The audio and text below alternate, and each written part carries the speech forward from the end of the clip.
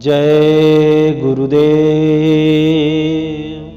प्रश्न, स्वामी जी, मौत किसे कहते हैं? स्वामी जी,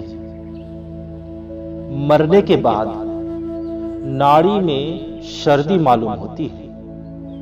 उस समय पर प्राण और पांचों सूक्ष्म तत्व और जीवात्माएं ये सब जिस रास्ते से दाखिल हुए थे उसी रास्ते से बाहर निकल जाना चाहता। जीवात्मा आने और जाने का रास्ता दोनों आंखों के पीछे है। उसी रास्ते से आकर यह सारे शरीर में फैली गई। उसी से प्रकाश जो उत्पन्न होता है हमारे सारे शरीर में वही प्रवाहित होता है।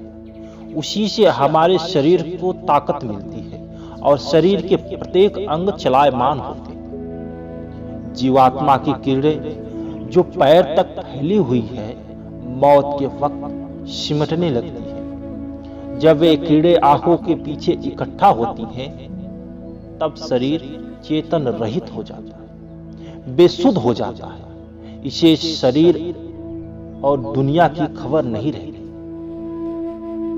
जब यम के दूत पैरों से इस रोशनी का सिमटाव करते हैं, पैरों से खिंचाव होता है इस रोशनी का, उस समय की पीड़ा अथाह होती है। जैसे 1000 बिच्छू एक साथ डंक मारे, जो पीड़ा की अनुभूत होगी उससे कई गुना अधिक इस पीड़े की अनुभूत होती है।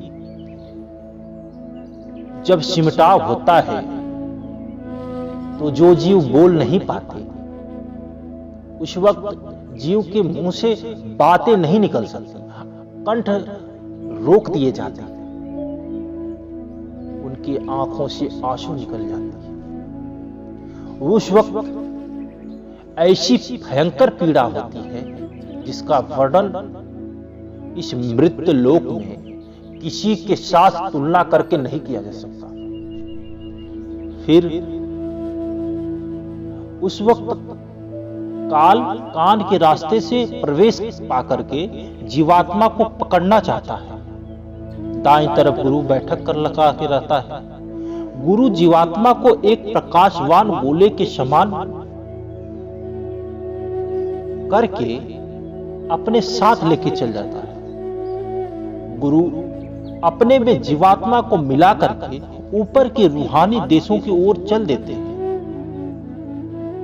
जैसे मछली बंसी से खींची आती है उसी प्रकार जीवात्मा को गुरु खींच लेते हैं। फिर धर्मराज के दरबार में कर्मों का लेखा जोखा होता है और गुरु फिर उस जीवात्मा को मनुष्य शरीर दिलवा देते हैं और 84 लाख योनि अथवा नरक से बचा देते हैं, उसको वहां जाने नहीं देते और फिर इस मनुष्य चोले में उसको भेज करके और फिर इस धराधाम पे अवतरित होकर के उस जीव को चिता करके बता करके ध्यान सुमिरन भजन करवा करके अपने लोक, उसके निजी लोक में ले जा करके पहुंचा जाता।